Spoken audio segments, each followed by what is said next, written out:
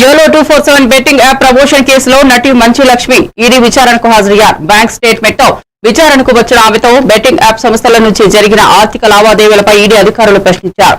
ఇప్పటికే ప్రకాష్ రాజ్, విజయ్ దేవరకొండ, దగ్గుపాటి రాన్హాలను ఈ కేసులో ఈడీ విచారించింది.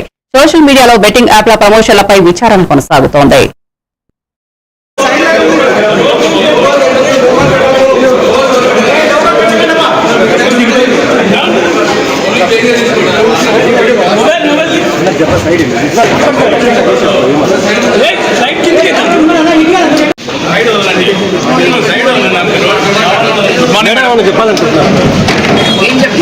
గేమింగ్ యాప్ సంబంధించిన మీరు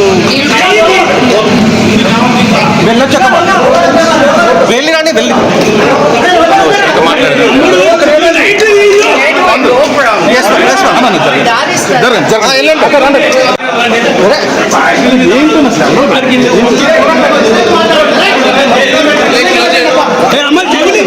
మేడం బ్యాంక్ స్టేట్మెంట్ అడిగారా?